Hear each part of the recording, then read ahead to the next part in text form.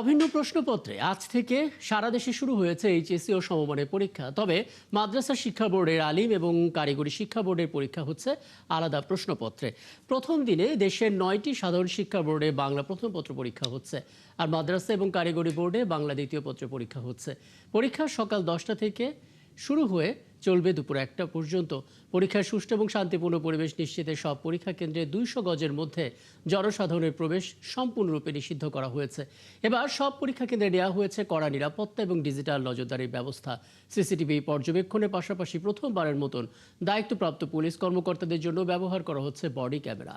এবছর 11টি শিক্ষা বোর্ডের পরীক্ষায় অংশ নিচ্ছে 12.5 লাখেরও বেশি শিক্ষার্থী। কোনোভাবেই যাতে কোনো রকম কোনো ল্যাকিংস হলে প্রিন্সিপাল যেমন সবাইকে অর্ডার করতে পারে, তো আমার দিক থেকে যেন কোনো ত্রুটি না থাকে আমি সেই চেষ্টা করেছি। গত জুন মাসে হওয়ার কথা ছিল, সেটা 1 মাস পিছিয়ে জুলাইতে দিছে। একটু ভেঙে পড়ছিল, পরে আবার ওটা ঠিক হয়ে গেছে, যেহেতু সময় পাচ্ছে এজন্য আবার প্রস্তুতিটা ঠিক হয়ে গেছে। ভিন্ন ভিন্ন কোশ্চেন হলে বাচ্চারাও টেনশনে থাকে যে আল্লাহ কি এরকম কোশ্চেন আসে না আসে বুঝতে পারবে না, তো এই জন্য ওদের জন্য এটা অনেক বেটার। আজকে একটু বৃষ্টি, তাছাড়া অভিভাবকদের দেখা যাচ্ছে একজন শিক্ষার্থীর সাথে 2-3 জন অভিভাবক আসে, এর কারণে একটু চাপ। সপ্তাহের শেষ দিন, অফিস আদালত, এই সময়টা তো অফিসে যার কারণে ইয়েছে। তারপর আমরা আমাদের সর্বাত্মক চেষ্টা করছি কন্ট্রোলের জন্য। দর্শক, রাজধানী এবং রাজধানীর বাইরে সারা দেশের পরীক্ষা কেন্দ্রের গুরুত্বপূর্ণ খবরগুলো রাখছেন আমাদের সহকর্মীরা। আমরা রাজধানীর খবরটা নিতে চাই। সহকর্মী শারীর ইমতিয়াজ আছেন, বরিশাল থেকে যুক্ত হবেন আর এক সহকর্মী বিধান সরকার।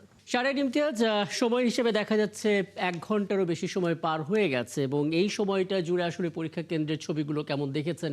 বিশেষ করে এবার অনেক ধরনের উদ্যোগ নেওয়া হয়েছে। 200 গজের মধ্যে জনসাধারণের প্রবেশ নিষেধ, পুলিশ প্রথমবারের মতন বডি ক্যামেরা পরে পরীক্ষায় যে কেন্দ্র সে আর আশপাশে অবস্থান করছে, সবকিছু মিলে আসলে অভিভাবকরা কি বলছে এবং সার্বিক চিত্র কেমন দেখছেন? ইমতিয়াজ।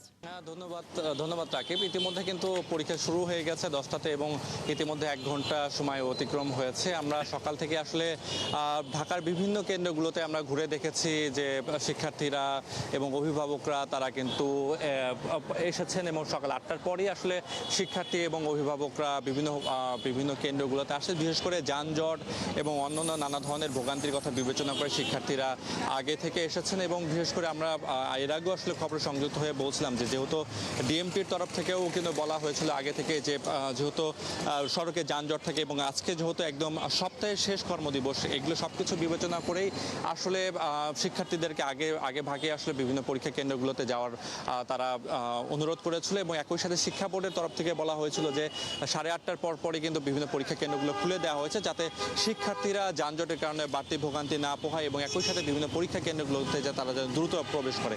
এবং যেহেতু শিক্ষা কেন্দ্রগুলোতেও আমরা দেখেছি পরীক্ষা কেন্দ্রগুলোতে 30 মিনিট আগে আসলে প্রত্যেকটা শিক্ষার্থীর প্রবেশের কথা থাকলেও অনেক শিক্ষার্থী দেখেছি 10টা বাজার কিছুক্ষণ আগেও অনেকে এসে প্রবেশ করেছে। সেক্ষেত্রে এখানকার যারা কর্মকর্তা আছে তারা কিন্তু সার্বিক পরিস্থিতি বিবেচনা করে কিছুটা নিয়ম শিথিল করে তারা কিন্তু পরবর্তীতেও আমরা দেখেছি 10টার আগেও আসলে শিক্ষার্থীদের প্রবেশ করতে দিয়েছে।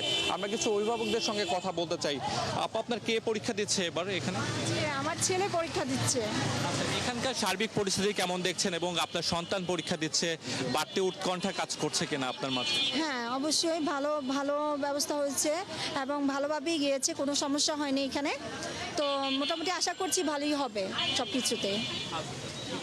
আর এবার তো দেখছি যে অভিন্ন পরীক্ষা হচ্ছে, প্রত্যেকটা বোর্ডে অভিন্ন পরীক্ষা হচ্ছে। এটা কি সন্তানদের জন্য ভালো হচ্ছে কিনা, অভিভাবক হিসাবে এটাকে কিভাবে মূল্যায়ন করছেন? হ্যাঁ, অবশ্যই আমি মনে করছি যে না, এটা সব দিকে যে এভাবে এখন যে বর্তমানে যে পরীক্ষাটা যে ইয়েটা করছে, আমি মনে করছি সব কিছুতেই মোটামুটি ভালোই হবে। আমি খারাপ মনে করছি না, কারণ এটা স্টুডেন্টের উপর নির্ভর করছে এখন ওদের পড়াশোনাটা আর কি। ওরা যদি সেভাবে পরীক্ষা দিয়ে আসে তারা আশা করছি যে ভালো কিছু হবে। ধন্যবাদ। তো যেমন শুনছিলেন যে অভিভাবকরাও কিন্তু এখানকার সার্বিক পরিস্থিতি নিয়ে তারা বলছিল, এখানে সন্তোষ প্রকাশ করছিল। আমরা আরেকজন অভিভাবকের সঙ্গে কথা বলতে চাই। আপা একটু কথা বলি। আপনার কে পরীক্ষা দিচ্ছে?